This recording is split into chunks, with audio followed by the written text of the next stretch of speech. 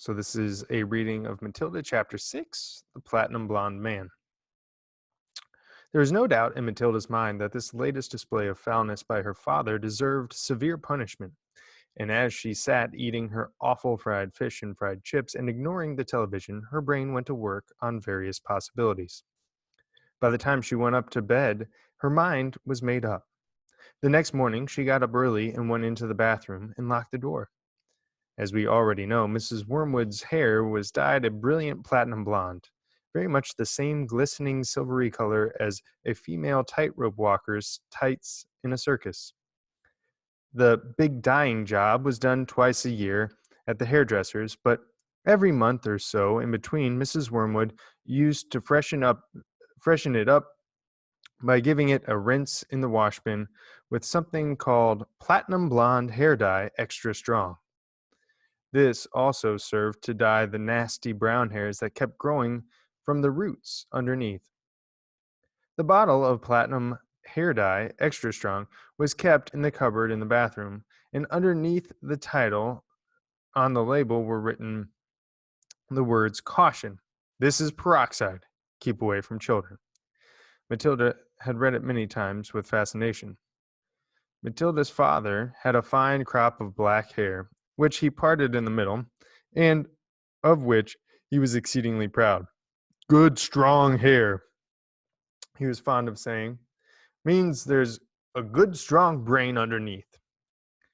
"Like Shakespeare," Matilda had once said to him. "Like who?" "Shakespeare, Daddy." "Was he brainy?" "Very, Daddy." "He had masses of hair, did he?"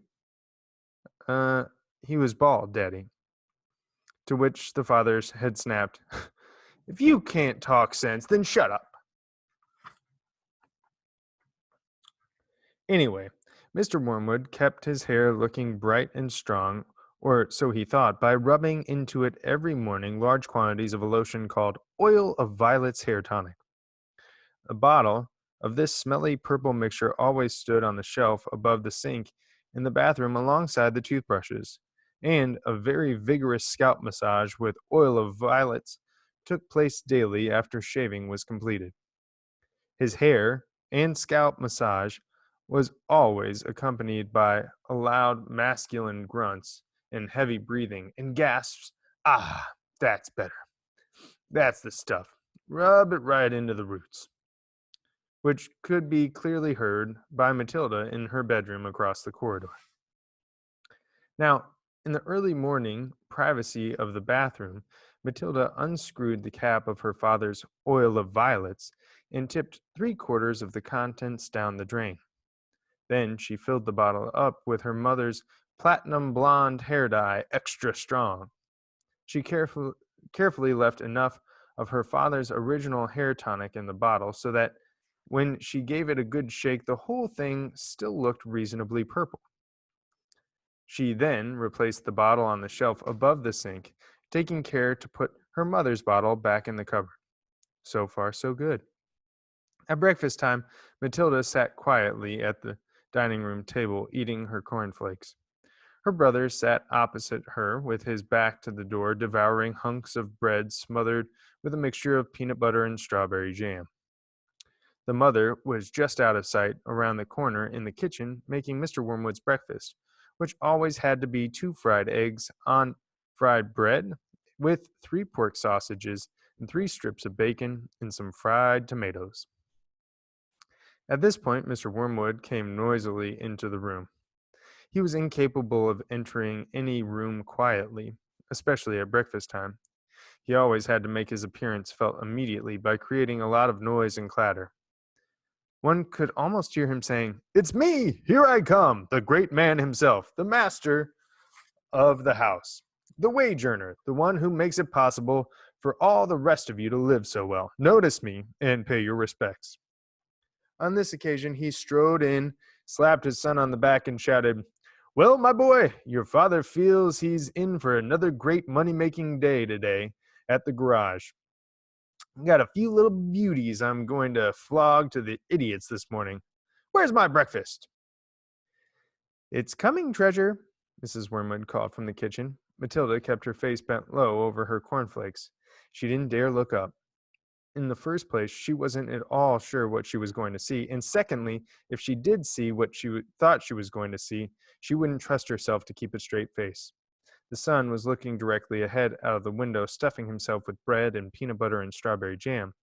The father was just moving around to sit at the head of the table when the mother came sweeping out of the kitchen, carrying a huge plate of piled high with eggs and sausages and bacon and tomatoes. She looked up. She caught sight of her husband. She stopped dead. Then she let out a scream to lift her right up into the air, and she dropped the plate with a crash and a splash onto the floor. Everyone jumped, including Mr. Wormwood. "What the heck's the matter with you, woman?" he shouted. "Look at the mess you've made on the carpet."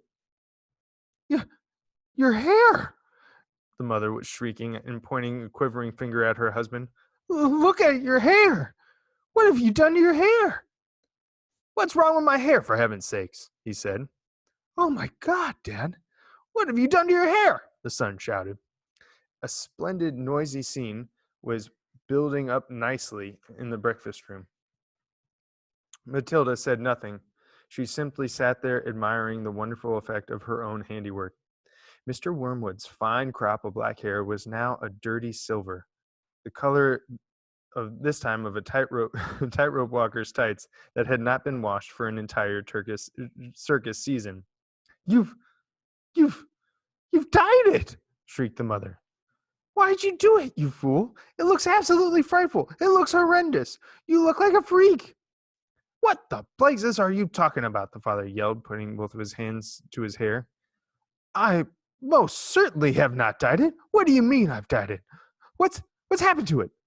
Or is this some sort of stupid joke?" His face was turning pale green, the color of sour apples. "You must have dyed it, Dad," the son said. "It's the same color as Mom's, only much dirtier looking." "Of course he's dyed it," the mother cried. "You can't change color by itself. What on earth were you trying to do? Make yourself look handsome or something? You look like somebody's grandmother gone wrong." "Get me a mirror," the father yelled. Don't just stand there shrieking at me. Get me a mirror." The mother's handbag lay on the chair at the other end of the table. She opened the bag and got out a powder compact that had a small round mirror on the inside of the lid. She opened the compact and handed it to her husband. He grabbed it and held it before his face. In doing so, he spilled most of the powder all over the front of his fancy tweed jacket. "Be careful!" shrieked the mother. "Now look at what you've done. That's my best Elizabeth Arden face powder." "Oh, my God!" yelled the father, staring into the little mirror. "What's happened to me? I look terrible. I look just like you gone wrong. I I can't go down to the garage and sell cars like this. How did this happen?" He stared around the room, first at the mother, then at the son, then at Matilda. "How could it have happened?" he yelled. "I imagine, Daddy," Matilda said quietly, "that you weren't looking very hard and you simply took Mommy's bottle of hair stuff off the shelf instead of your own." "Of course that's what's happened," the mother cried. "Well, really, Harry, how stupid can you get? Why didn't you read the label before you started splashing the stuff all over you? Mine's terribly strong. I'm only meant to use 1 tablespoon of the whole basin in a whole basin of water, and you've gone and put it all over your head. Neat.